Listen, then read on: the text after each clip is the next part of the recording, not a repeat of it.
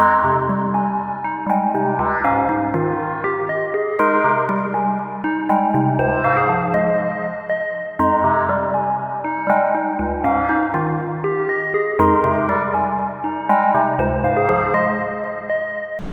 and welcome to this lecture. Today we are going to discuss about the pattern of abuse and misconception about heroin. So the main thing is that the person that is addicted to heroin facing a lot of withdrawal symptoms, and withdrawal symptoms may appear 4 hours after the previous drug use, and I already mentioned that table before that what happened at 4 hours, then 6 hours, then 8 hours, and 12 hours, and 24, and then 46. So with the increase of time, the withdrawal symptoms become more and more extreme. Then obviously if a person is addicted to heroin, he may face or she may face cost of the money. It is not a cheap drugs. Then the overdose is another problem with these kind of drugs, because patient may take more drugs, more overdoses, and then contamination of equipment like syringes that have been using it could be cause bloodborne disease. Pneumonia is another complication, or malnutrition, it could lead to that. Let me share you one article that I see on experiencing of the heroin, and what are the people experience, and what are the when we talk about intense pleasure, some people share their experiences, and they're talking about how they get addicted or what is actually going on. So this is the article of destruction, fascination and illness, risk perception and uses of heroin and opiate maintenance treatment drug. So these are some of the experiencing and perception about the use of heroin and opiate and maintenance drugs. They did some interviews. They talk about they mentioned we interviewed 207 drug users, who 123 talk about heroin opiate maintenance treatment. Opiate maintenance treatment actually are those treatment that are alternative to heroin and morphine, that are not heroin and morphine, but like methadone. We mentioned in the previous slide when we compared with the heroin morphine. Methadone is one of the drug that is alternative, but it is used for abusers who are undergoing the treatments. And they take the interviews of 207 users who talk about heroin.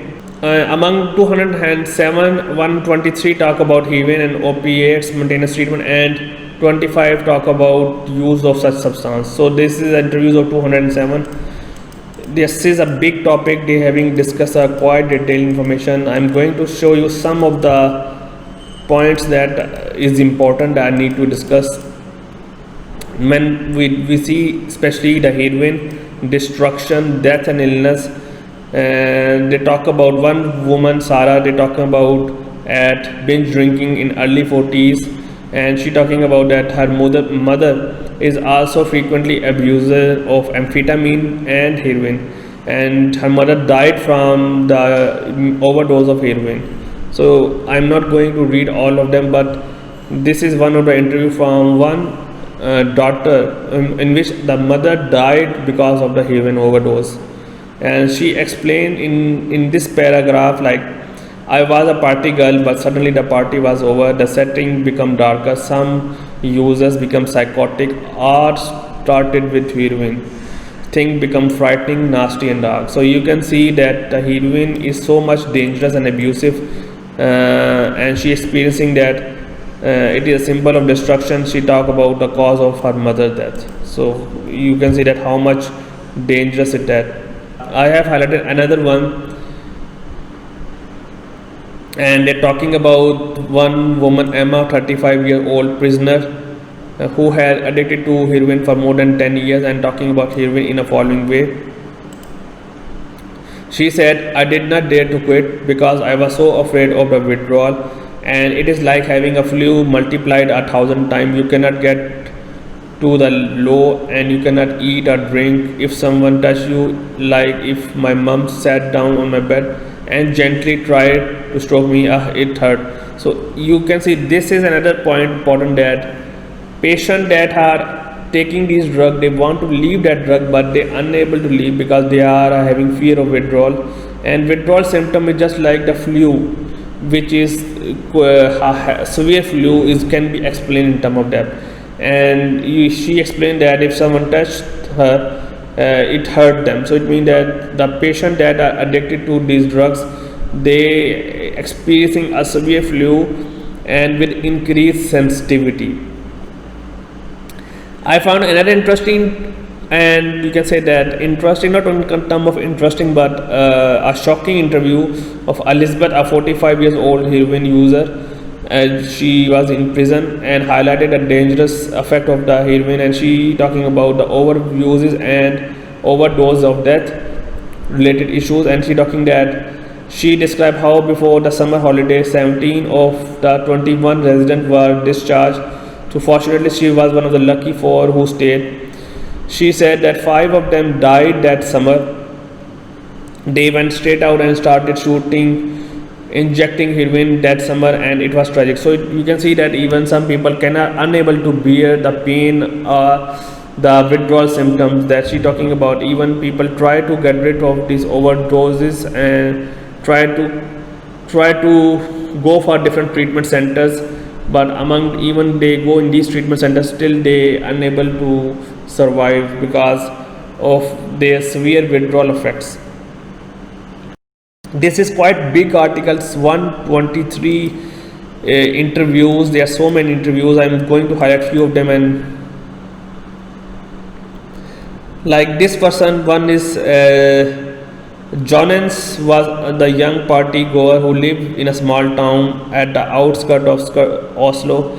He mentioned heroin on being the list of things to do before he died. So again, you can see that this is so, you can see intense thing. And at one point of time I will test all type of drug including heroin before I die. That is before my life is over. I want to try heroin but not yet. I want to do what I do when I do it. So you can see that this is again these are kind of impulsive behaviors that we can express, that these impulsive behaviors are not good, because you have to understand that life is very important, and by trying and experiencing these kind of drugs is not good for your life, because life worthwhile is you have to do many things good in your life, a positive thing in your life. You want to do, your parents expecting a lot, you need to work hard, and you need to you try your best to fulfill your parents expectation, and your life itself is important. You can do a lot of positive thing in your life, but somebody want to experience that drug, but because he want to try it, is not a good behavior. It is an impulsive behavior. So you can see that this is quite detailed article, so many things, so many dangerous points, so many things that they're talking about, people experiencing and people want to try them. You can read this paper at your own risk, but my always opinion is that do not take them, do not inspired with the people intentions or people want to do, because they are again not good for health. This is quite big article. I have highlighted a lot of points, but I don't have time to explain to you to us. So you can read this article. The title is Destruction, Fascination and Illness, Risk Perception and User of Heroin and Opiates, Maintenance Treatment Drugs. I have highlighted some of the misconceptions in this table, in this diagram. Like misconception, when people have strongly held belief about the heroin delivered on television, magazine, movies and conversation. People inspired by taking these drugs from the movies, because obviously movies is depicting sometimes not a true story. There are many times movies are giving you a fiction story, but people get inspired by their behavior, by their lifestyle. So the lot of misconception come. And one of the misconception is that it can bring intense pleasure unequal to any other experience, which is not the fact, because I already mentioned you that the users or the heroin abusers is not linked to the pleasure. It sometimes linked to sometimes miseries of some people that is responsible for taking these drugs. Then I already mentioned that another misconception that it has to do with the development of withdrawal symptoms. That I already mentioned in the paper, that some patients are having fear of extreme withdrawal symptoms, and that's why they don't unable to stop them, and that is portraying wrongly in wrong way, because it just look like a flu-like symptom that I already mentioned you before. When we talk about misconception and intense pleasure, I already discussed one case about intense pleasure and the drug injection. The drug injection and intense pleasure, although they having the clear link, but it is linked to the extreme behaviors or compulsive obsessive behavior that is responsible for these behaviors. But I found another articles. So this is our title article actually, and this is article about the heroin use among the female sex workers and the need of comprehensive drug treatment program in Kenya. So they are talking about the current available drug treatment program, and they explaining that the current treatment program is not effective because sometimes some abuses, especially about heroin, they are linked to the sex workers. So in this article, let's see, they are talking about some important points that I already highlighted. Number one, that female sex worker is the biggest problem and a social harm, and this it can bring a lot of diseases like HIV, sexually transmitted disease, viral hepatitis, reproductive health concerns, stigma and violence. Number one, it is actually not good, and it is a big problem because reason of financial problems, and they are unable to maintain. I also highlighted that in sub-Saharan African countries, it is women are engaged in these problems and in these sex work because of the poverty, family caretaking responsibilities, gender inequalities, because women did not have much opportunities to work. And I also mentioned that the heavy use of alcohol is a common place for in these workplaces that increases the sexual risk, violence, victimization and HIV transmission. And the heroin market, especially I mentioned in the last paragraph that it is rapidly developed in the East African countries where the woman who uses heroin commonly engage in these work and unsafe injection practice. So there is very common relationship between the sex workers and the use of heroin. So when we talk about the treatment plans, the treatment plan is still not sufficient enough for treating those patients that are involved in two different kind of abuses at one time, especially for comprehensive drug treatment programs in Kenya. So they are talking about the medication assisted treatment, that is known as MAT. M stand for medication, A stand for assisted, T stand for treatment. And they're talking about that the results, they're talking about that women perceive heroin to engender moral courage to encourage sex work and fight and potentially abusive clients. So they're talking about why women take, especially in these works, take heroin because after taking these drugs they become moral encouraged to do these activities. So that is very interesting that by taking the drugs actually provoke them or give them moral or courage to take these activities, take this work. So that is very important, and not only doing these activities but fighting with potentially abusive clients. That's the last point. So the reason, especially for the sex workers, for taking these tasks is not only that the money is important, but they want to do the task because of the gender inequality is one of the reasons. Then the second reason is that these drugs give them courage to do these activities and then handle the cases which are potentially abusive. So that is why that is one of the important point that I found in this paper, and we need to see in that context that we are always talking about misconception, but we need to see that how we solve that problem. The solution is nobody discuss about the solution, we always talk about the problem. So to solve the problem, the best thing that can be done, that has been done in Australia, and then they did with some in Germany actually they did in Germany, is they make the drug consumption room.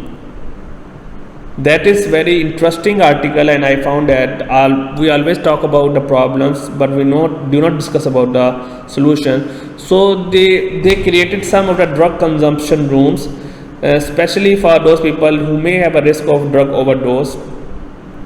So, or for example for unhygienic environment, or for example the injections that are using. So they created a room where they improve the environment.